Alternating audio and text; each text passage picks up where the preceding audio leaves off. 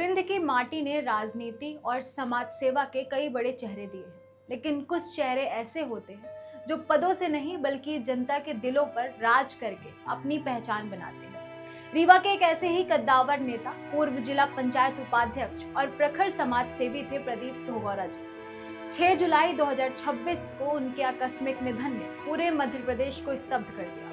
लेकिन क्या आप जानते हैं कि विंध्य की बेबाक आवाज कहे जाने वाले प्रदीप सोहगौरा का यह सफर कहां से शुरू हुआ था?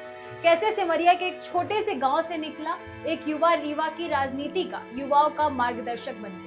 आज की इस विशेष वीडियो में हम उनके जन्म, शुरुआती जीवन से लेकर उनके राजनीतिक शिखर और उनके आखिरी दिनों तक के पूरे सफर को करीब से जानेंगे। प्रदीप कुमार सोहगौरा का जन्म मध्य प्रदेश के रीवा जिले की सिमरिया तहसील के अंतर्गत आने वाले ऐतिहासिक गांव कपसा में हुआ। एक प्रतिष्ठित और जमीनी परिवार में जन्मे प्रदीप जी का बचपन इसी ग्रामीण परिवेश के बीच बीता।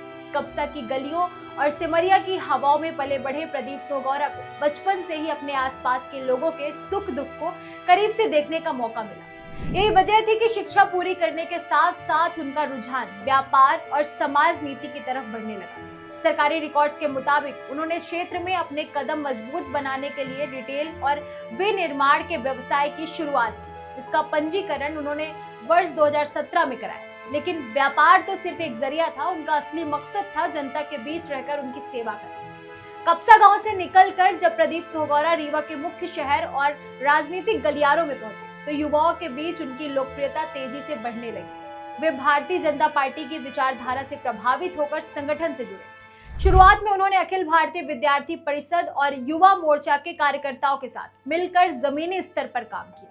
धीरे धीरे वे रीवा में युवाओं के नेता के रूप में पहचाने जाने लगे। उन्होंने खुद को सिर्फ एक नेता के रूप में स्थापित नहीं किया, बल्कि संगठन के सैकड़ों युवाओं की राजनीति की बारीकियां सिखाई, उन्हें आगे बढ़ाया और उनका मार्गदर्शन किया।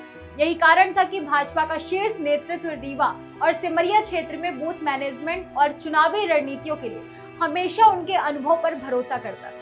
प्रदीप सोहगौरा के जीवन का सबसे महत्वपूर्ण और ताकतवर मोड़ तब आया जब उन्होंने रीवा जिला पंचायत के उपाध्यक्ष का पद संभाला। इस संवैधानिक पद पर रहते हुए उन्होंने अपने गृह क्षेत्र सिमरिया और पूरे रीवा के ग्रामीण इलाकों की सूरत बदलने का बीड़ा उठाया। गांवों में पक्की सड़कें पहुंचाना, पीने के पानी की किल्लत को दूर करना और पंचायतों के फंड का सही इस्तेमाल सुनिश्चित करना उनकी प्राथमिकताओं में शामिल था। इस कार्यकाल के दौरान उनकी एक और कड़क पहचान बनी, अधिकारियों पर नकेल कसने वाले नेता। जिला पंचायत की बैठकों में वे प्रशासनिक लापरवाही के खिलाफ बेहद सख्त रुख अपनाते थे, चाहे अपनी पार्टी की सरकार हो या विपक्ष की। अगर जनता की फाइलें रुकती थी तो प्रदीप सोहगौरा प्रशासन से भिड़ जाने का मादा रखते थे। इसी निडरता की वजह से उन्हें विंध्य की राजनीति में सिमरिया की बेबाक आवाज कहा जाने लगा। राजनीति के ऊंचे पदों पर रहने के बावजूद प्रदीप जी का जुड़ाव हमेशा जमीन से रहा।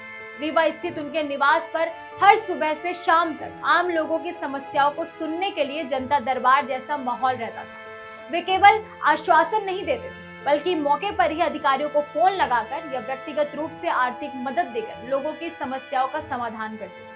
क्षेत्र के गरीब परिवारों की बेटियों की शादी हो, किसी का इलाज हो, युवाओं के रोजगार का मुद्दा वे हमेशा आगे रहते थे। साल 2020 के भीषण कोरोना काल में जब पूरी दुनिया थमी हुई थी, तब प्रदीप सोहगौरा ने सिमरिया और रीवा के सुदूर गांव में बड़े पैमाने पर राशन और मेडिकल किट पहुंचाकर हजारों लोगों की जान बचाई। प्रदीप सोहगौरा का परिवार रीवा के सबसे रसूखदार और आर्थिक रूप से संपन्न परिवारों में से एक माना जाता है। उनके भाई कृष्णकांत सोहगौरा और सौरभ सोहगौरा शहर के बड़े संविदाकार और क्रशर संचालक हैं, जिनका मुख्य निवास पदमदर कॉलोनी में स्थित है।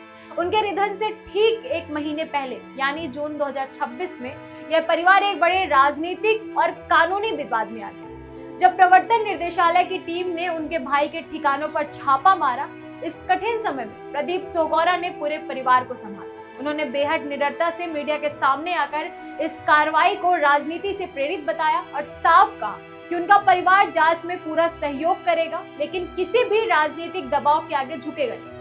इस घटना में उनकी साहसी और जुझारू चरित्र को एक बार फिर जनता के सामने साबित कर दिया। जीवन के इतने उतार चढ़ाव देखने के बाद और क्षेत्र के लिए लगातार काम करते हुए किसी ने नहीं सोचा था कि नियति इतनी जल्दी उन्हें छीन लेगी। 6 जुलाई 2026 को अचानक आए दिल के दौरे के कारण उनका आकस्मिक निधन हो गया। उनके जाने से रीवा के वर्तमान सांसद जनार्दन मिश्रा, पूर्व सांसद रीति पाठक, विधायक केपी त्रिपाठी और विपक्षी नेताओं सहित पूरे विंध्य में शोक की लहर दौड़ गई।